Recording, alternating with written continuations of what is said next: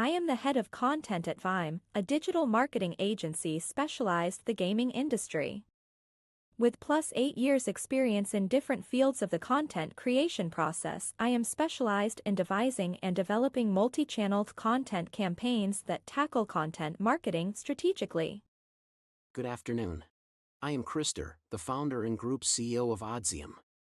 My vision and leadership have driven the creation of a revolutionary platform that simplifies the betting experience. At Oddzium, we empower our users by offering a single app to meet all their betting needs, regardless of the bookmaker they prefer. I'm particularly excited to take you through the fascinating world of generative AI and how we've seamlessly integrated it within Oddzium. Hello, everyone. I'm Yaroslava, Head of Marketing Communications at GR8 Tech, a leading iGaming solution provider. With over a decade of experience in marketing, including managerial and C-level roles within the blockchain and iGaming industries, I'm thrilled to discuss the practical applications of AI and showcase how GR8 Tech is leveraging it to enhance the operations of iGaming operators.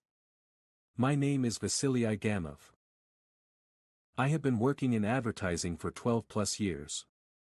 I have experience in the iGaming, finance, crypto, e-commerce, video production, health, beauty, and education industries. I've come a long way from scratch to C-level positions and launching new businesses. Currently, I am the Chief Marketing Officer at RichAds Ad Tech Holding. We help affiliate marketers reach the highest results, publishers monetize their websites, and companies grow their performance. Any comments about this video?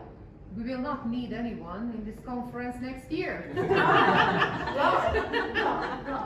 So these videos never happened in real life. Are all avatars with a close cloning voice with the script. So we use a tool called Agent. And the truth is that in reality we are interacting every day with AI.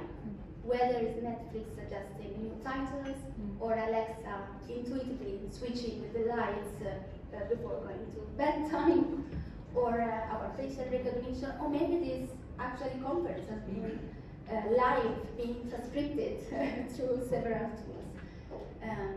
Without any further ado, I want to give the words to the speakers, and we start with one question, which I think might give some valuable and concrete insight to the audience. What are the concrete AI applications that can really improve the productivity and enhance a marketing department? Vasilii, want to start? Yeah, sure. We use AI like in plenty of fields, in marketing and in RichAds exactly. First of all, for sure, we use it for content, for writing articles, for writing introductions and conclusions to articles, and it saves us about 30% of time, of production time. For sure, we use here ChatGPT, it's well known. Also, a good insight is Contado, a service for SEO optimization, so it helps with keywords, with queries and so on. Also, we use Midjourney and Microsoft AI to adjust our photos, our creatives, our pictures for social media, for advertisement campaigns, and so on. Also, we use something about traffic here. We use Google technologies, for example, conversion value optimization. Also, we have similar technologies in RichAds, like target CPA or performance mode, which with the help of AI optimize your campaigns, optimize your whitelists. Many of tools, to be honest. We can go on and go on. For sure, we'll use some for video, like HeyGen, which we just saw. So I think I will stop here to let other guys also to share something. Thank you. What else we can concretely do with AI? Krister, you want to add?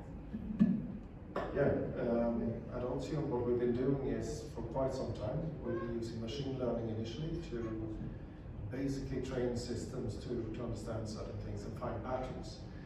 What we have evolved into doing over the last year has been basically taking this into AI, which means that we analyze our customers, every user, what they're doing, We predict certain things based on this, but more importantly is that we have actually started to use the AI for coding.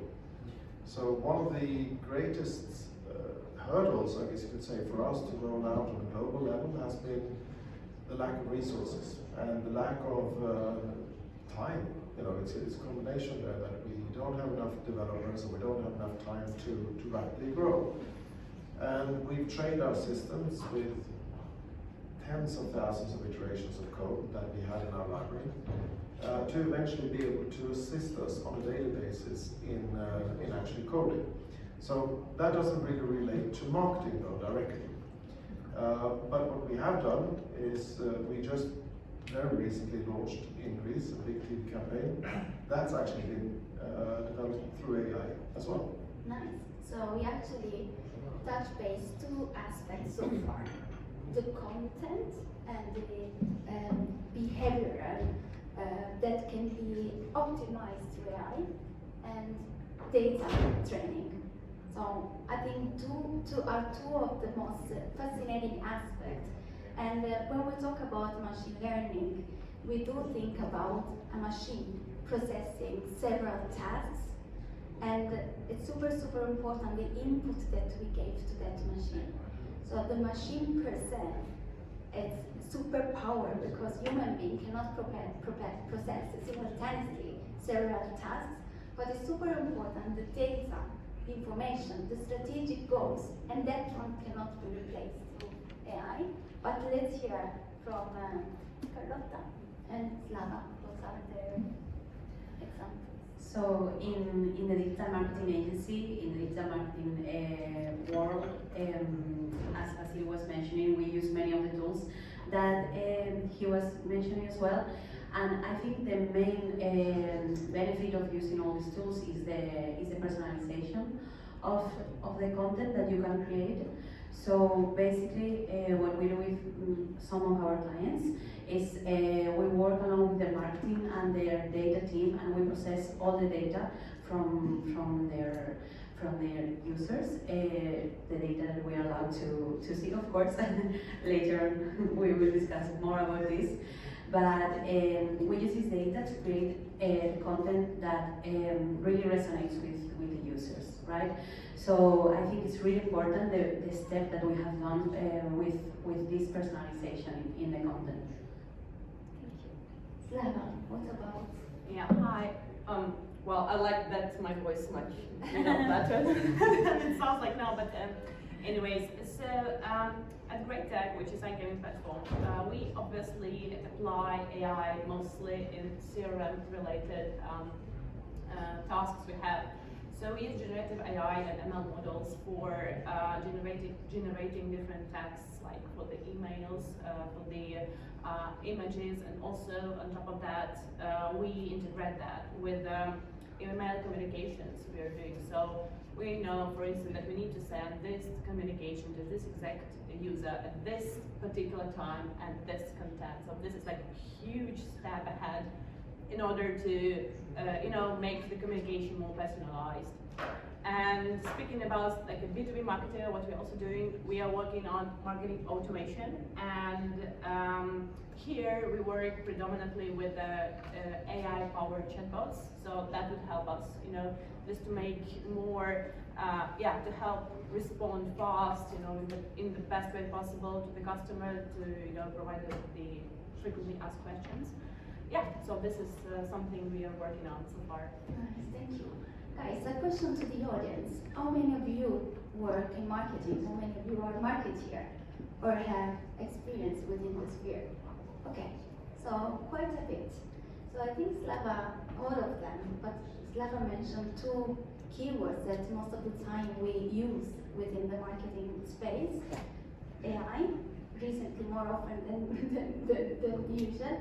Automation, meaning that through AI, machine learning, you can process several data at one go.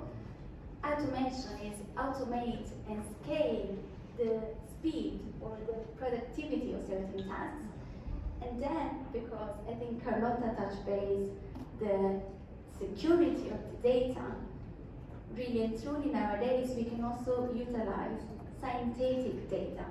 I think both Christer and Vasilii mentioned the use of predictive models.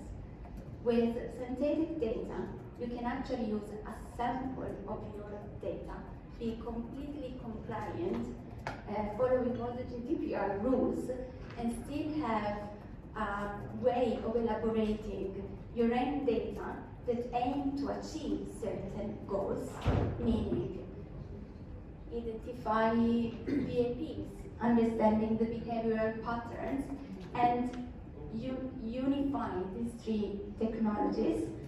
I don't know if on this first part of the panel you have any question about the applications and the use. So we mentioned content, we mentioned personalization, we mentioned data, behavioral, and CRM. So we actually touch base all the steps of the customer journey. If you guys you want to add something on this. So let's touch base on another aspect, which is more the ethical implications of AI. We are, I think, a bit skeptical and concerned because we are afraid that AI can replace the human being, which in my opinion won't happen. It's taking our job to the next level. But there is a serious argument, which is the security, are the ethical implications, as been mentioned by someone, copywriting or ownership. What, guys, do you think about the ethical implications? What are the main ones that are related to AI? So I think three of the main ethical implications are the transparency that the companies and the users need to know. They need to know how the data is being made and how it's being elaborated, and later on how it's being used. Then we should also be, in addition to transparent, we should be also leading and attaching to the GDPR, as Vale was mentioning. And finally, the intrusiveness of the content that the users might feel.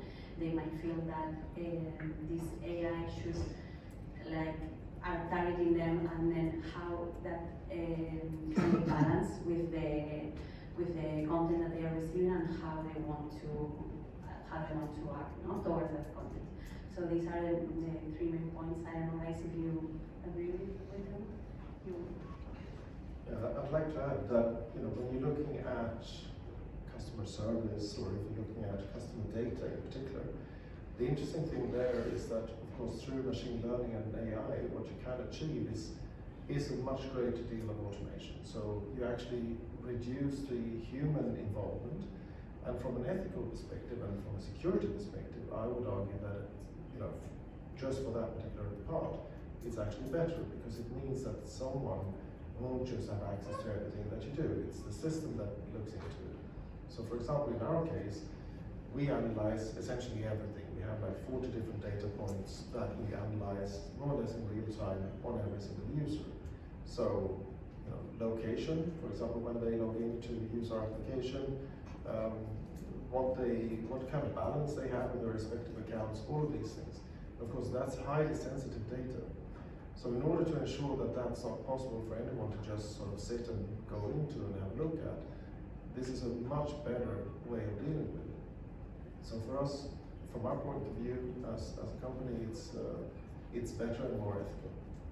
And I agree, and I think this is a great best practice of machine learning and AI, because they have a strong strategic vision, and probably they know how to use the data in order for the machine then to work out and process and deliver the final kind of campaigns or results to the end customers. Thank you.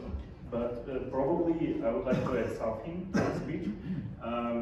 It depends on what AI tool do you use exactly. Because if you talk about your in-house development, for sure it's secure, you have like a manager for that, that's fine. But if we talk about public AI sources like ChatGPT, and you share users' data with it, be sure everyone will know it.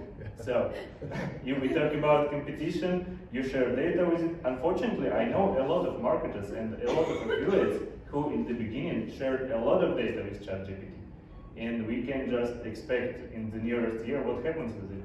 So, it's not safe at all, so the best advice here, as Vali told, is using synthetic data for public sources. But the best solution for sure to develop your own in-house artificial intelligence. So that's it. And about ethical, I think we should go into hiring processes. Maybe it's another part of our discussion, but what about replacement junior positions with AIs and so on? Should we discuss it right now, or can we do it later? Yes. Why? Slava. Yeah, why not? Would you like to discuss it? Yeah, sure, why not? So I believe that it will not replace like in pure, way. So it just will transform that and replaces to something different forms. So like it feels like AI is replacing some work to do, but the fact is that all the technology is replacing some kind of work we used to do. And basically, there will be demand for the junior positions, for instance, but they will just do another job, just to collect data, for instance, because AI is database. So we will need someone to grab the data, just to fill, to basically teach AI, right, to improve. So I believe that's what will happen. I'd like to add to that, because one of the difficulties with us, we're probably the world's oldest startup, we're like 11 years old. One of the difficulties for us has been to hire people. And it's not just because we didn't have liquidity at all times, it's also down to finding the right resources. And what AI provides us with, to limited extent at this point, but I'm hoping that over time it's going to be stronger and more powerful, which I'm sure it will, is that it actually enables ideas to be created and actually evolve into reality much, much faster and easier. So that's another aspect that I think is really really important. Otherwise, when it comes to things like can AI be creative, there is that aspect as well that a lot of people are sort of worried about, and there is actual cases already where we see that creative people like art designers and those type of creators have been let go. We have a couple of computer games companies in Sweden that actually fired most of their level designers because they realized that AI would be better at doing that. And it was a relatively large team, about 20 people. But of course, they're going to find other jobs, and we're always going to be in this sort of competitive landscape where there's someone better. And whether it's a machine or a human, that all depends. No, sorry, I'd like to add to this part that you were mentioning about being creative. I think that at the end of the day, marketing and advertising is more about the feeling that people have about the brand. That's why they want to buy it, to collaborate with them. So I think that is something really human. So I don't know up to what point, maybe in video creation, it can also help. But that emotion and that feeling that we really put on task is something that I'm not sure how good it has to be and how much it has to improve to connect with the people like that. To add to what Carlotta said, maybe there are two aspects. One is the creative human being that can actually use AI to create something that has not been seen yet. So actually use their creativeness to create something thanks to the technology. And the other aspect is perhaps reinvent ourselves. I think with all the technologies, we need really to up our skills. And this is not necessarily something bad, it actually motivates someone to grow in terms of skills and expertises. And when it comes to AI replacing or not the human being, it happens. It could be, even startup could actually start with a minimum amount of personnel and be profitable immediately instead of aiming for the growth in 12 or 24 months. But we were talking before with someone working in customer support, and could be that thanks to AI, there will be more chatbots. So could be that customer care personnel and resources might be losing their job. But imagine if we use chatbots to automate certain processes and let customer care agent, the one that cares about the brand, be more involved in marketing or compliance. I think this morning Megan touched base a very important topic, which is let's look at the company holistically, because customer support agent can actually know the pain points of the company, can actually help the marketing to craft the right messages, and then with any content AI tool, why not automate and scale the production of video, of social posts, of advertising, of TV spots. And I think in line with that, a lot of the stuff that we touched on earlier when we talked about, for example, customer service and everything else, and compliance, I would argue even. Because if you look at the compliance aspect and the way it has to be communicated throughout the entire organization and so on, ensuring that everyone understands, there is a way of actually automating that to a large degree as well, once you have actual AI that understands what you're doing. So I think over the course of the next couple of years, this is definitely going to grow. We're going to see it in areas where I don't think anyone really had envisaged it initially, but we'll see that it has benefits with some risks, for sure. And I also would like to add about the creative part, is that from the company perspective, this is a good way to improve its operational expenditures. So yeah, you don't need to have like a junior position or something like that, and yeah, it's cheaper. It's basically cheaper. Plus, it also enables managers to do like ad hoc tasks. For instance, you need to make something really fast and to be really fast in your communication. For instance, there was a tournament or something like that, and you need to make a communication. With AI, you can do it really fast and straight away. And again, like this across. And imagine also when we do product demo, and we need to actually scale the production, because we need to go with that demo product across 17, 20 markets. AI can help. So instead of getting a translator and supervise the translations, then you cannot just scale the production. So there are definitely benefits, and as every technology, including our social media behavior, has pros and cons. As the cons that we might be addicted to social media, the cons of AI is that yes, there are ethical implications, but there are also a lot of benefits. The social media benefits is that sometimes you feel less alone and close to your family, perhaps. And the AI is massive a kind of leverage of productivity and processes. Yeah, I think like to sum up, the main point here is there are processes which can be adjusted with AI, like chatbots, like part of development, part of design, and that's pretty good. So we don't need like junior positions, we need guys, employees with AI operator skills. This is the first point.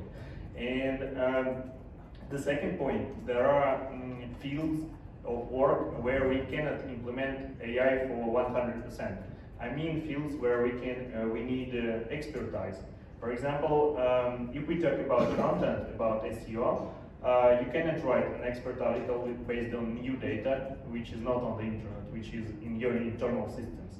So you need to have a copywriter still for that. Of course, you can speed up the process by writing some intro, conclusions, and so on, but the main part is still up to an expert. And what we see, Google algorithms changes it like on a regular basis during last year. I suppose everybody mentioned it.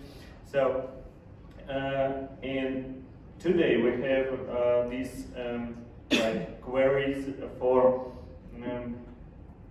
There is much more sense in expert articles, and AI articles goes down and down. So you still need an expert, and the biggest guys use native speakers for their websites still. So unfortunately, it's not appropriate for every field. True. There was also an article though talking about Google want to label all the AI generated article in a way that the users is very well aware if a piece of content has been created by a human being or artificial intelligence. Nice. Well, to end this panel, I want one prediction from each of you about AI and how it's going to be in 5 years' time. Who wants to start? Okay, so I can start.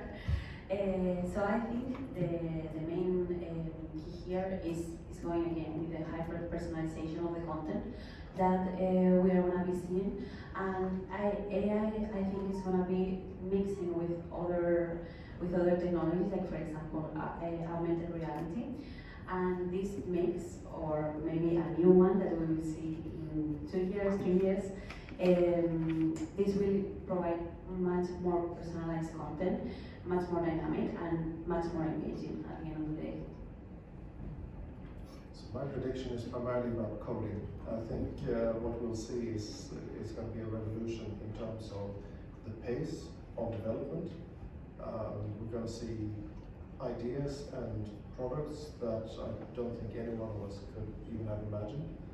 And it's going to happen very, very fast. I think in the next 3 to 5 years, there's going to be massive changes in terms of this. In my part will be about marketing, I think. So processes will be adjusted. They are adjusted already. So we speeded it up like from 30 to 50%. So and it looks like turning from manufacturer to factory like 100 years ago. It happens like again the same, but in the field of marketing, in the field of development, design, and so on. So and probably it will be harder for new junior positions, new employees to enter the market. So they will need additional skills like AI operator or something. I think this is 2 main points in general. Yeah, so I will say that the brands will tend to create their own AI models based on the data they have. So we would, like the brands will tend to make more customized, tailored solutions. In order to do that, they needed to be based not on the open source data that we have already mentioned, and from the security reasons, as we have mentioned, but just to make it really tailored and really brand detached. So yeah, I believe this. Thank you so much. I mean, we could talk for hours about the topic. It's extremely interesting. But do you have any have time, so. Do you have any questions? Do you have any questions? Like, mine's a comment more than a question. No, I'm loud. Yes. I know.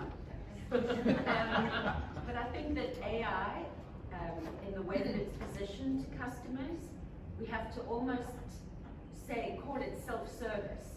Because if you look, 2009 for Betson, for example, I rolled out the knowledge base, which was customer facing and internal facing. Like a Google, basically. Any problem you have, you'll find the answer here.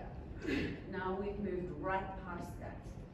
For me personally, if I go onto a site and a bot starts interacting with me, I get furious immediately. And all I type is human, please. And I keep writing, human, please, human, please. Yeah, I want to continue on that because we've had this issue with Google. So we can't find a person to sort out our problems in Google. And it's infuriating. So no matter how good the AI may be, how good the bots may be, it may be the kind of first little help in the very beginning, but it definitely, for me at least, it's not a solution. I personally don't speak with any bot ever. I refuse. I try to find a phone number. If I don't bother with a company anymore, irrespective of the business area.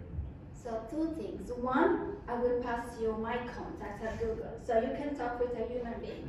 Excellent. We will. And secondly, you are perfectly right.